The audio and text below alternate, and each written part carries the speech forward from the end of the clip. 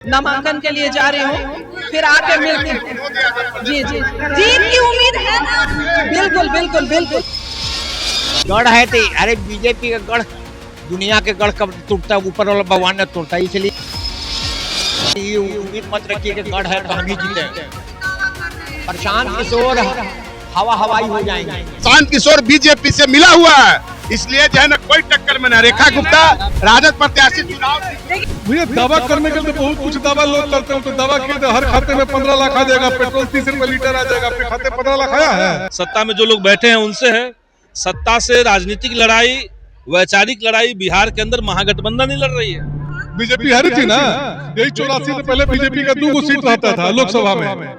कोई करोड़ किसी का नहीं होता, हम लोग पूर्ण बहुमत के मैंने नामांकन होगा। ऐसे में अभी आरजेडी कार्यालय की तस्वीर दिखा रहे हैं जहाँ पे रेखा गुप्ता जो है वो जा रही है नामांकन के लिए। सीधे जुड़ेंगे, आज आप नामांकन के लिए जा रही है, क्या करेंगे? नामांकन के लिए जा रही हूँ, फिर आके मिलती हूँ। जी जी, जीत की उम्मीद है ना? बिल्कुल बिल्कुल बिल्कुल। हाँ, इस बार जीत के आएंगे हम लोग। गढ़ है, लेकिन माना जाता है कोई गढ़ नहीं, इस बार गढ़ किला सब ध्वस्त होगा, सब टूटेगा। प्रशांत किशोर भाजपा का बी टीम है, प्रशांत किशोर बीजेपी से मिला हुआ है, इसलिए जो है ना कोई टक्कर में ना। रेखा गुप्ता राजद प्रत्याशी चुनाव देखिए तस्वीरों में आप देखिए कि रेखा गुप्ता जो है वो निकल रही थी नामांकन प्रक्रिया के लिए। ऐसे में तमाम जो महागठबंधन के बड़े नेता है वो यहाँ पे मौजूद हैं। संदीप सौरभ भी हैं, उनसे भी जुड़ेंगे। माले के विधायक हैं, उनसे जुड़ेंगे। चुनाव पूरी ताकत के साथ हम लोग लड़ रहे हैं और ये चुनाव केवल राजनीतिक चुनाव तो नहीं है।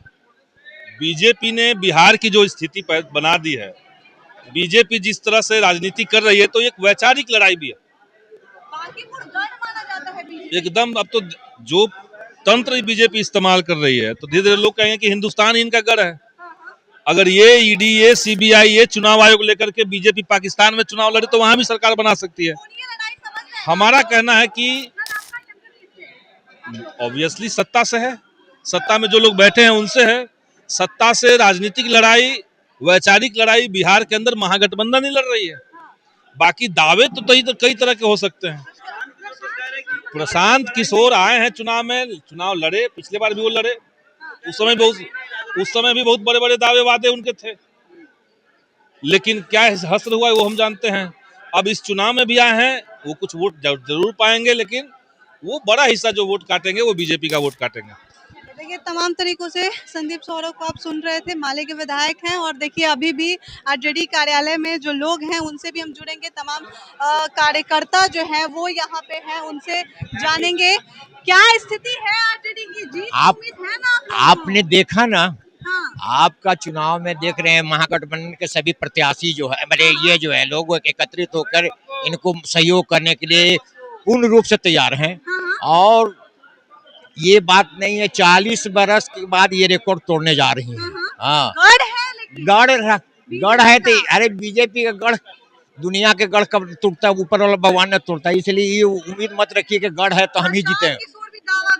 प्रशांत किशोर हवा हवाई हो जाएंगे। हवाई हो जाएंगे। देखिए तमाम तरीकों से क्या कहिएगा, आज नामांकन के लिए आप लोग आए हैं? जी हाँ, हमारी उम्मीदवार भारी मतों से विजयी होंगी। 3 तारीख को रिजल्ट लड़ाई है। हाँ देखिएगा, अरे भाई विजय होगी, देखिएगा 3 तारीख आएगी, 3 तारीख को देखिएगा। बीजेपी का गढ़ है। अब कोई गढ़ नहीं है। अयोध्या में राम मंदिर बना थे, बीजेपी कहती थी। अयोध्या में हारी थी कि नहीं हारी थी?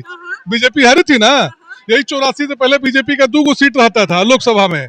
कोई करोड़ किसी का नहीं होता, हम लोग पूर्ण बहुमत के मैंने बहुत भारी मतों से दावा कर रहे हैं। किसी को भी खड़ा कराते जीत के ही आएंगे। भैया दावा करने के लिए तो बहुत कुछ दावा लोग करते हैं। तो दावा किए थे हर खाते में 15 लाख आ जाएगा, पेट्रोल 30 रुपए लीटर आ जाएगा, आपके खाते में 15 लाख आया है नहीं ना? पेट्रोल 30 रुपए लीटर आ गया है। गाड़ी चलाती है कि नहीं चलाती है? गाड़ी तेल भरवाती है कि नहीं भरवाती है? तो कैसे पेट्रोल आज चल रहा है? वो कहते थे आपको 60 रुपए लीटर वाली सरकार चाहिए कि 30 रुपए लीटर वाली सरकार चाहिए। आज पेट्रोल सेंचुरी पार कर गया, फिर इधर 8 रुपया 10 रुपए इधर लीटर बढ़ा हुआ। तो प्रशांत किशोर दावा कर रहे हैं, जनता के बीच जा रहे हैं। भैया दावा करने के लिए स्वतंत्र न है कोई।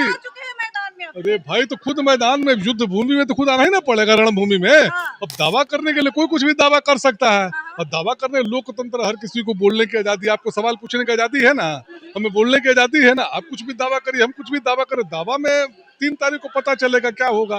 3 अगस्त को पता चल दम 3 अगस्त को पता चलेगा। भारी बहुमत के साथ, ये भारी मतों के साथ हमारी रेखा गुप्ता। संख्या बल लेकिन यहाँ पे कम लग रहा है, बीजेपी में तो खूब लेके आए हैं कार्यकर्ता। अरे भैया कार्यकर्ता हमारे हैं, हाँ। संख्या बल कहाँ कम है, सारे लोग तब चलेगा वहां नॉमिनेशन कराने के लिए। तो पहले आपाती तब ना आपको संख्या बल आपको नजर आता है। देखिए हम लोग सिख हैं, हमारे गुरु ने कहा था 1.25 लाख का संग एक लाम तात गोविंद सिंह नाम कहा हूँ।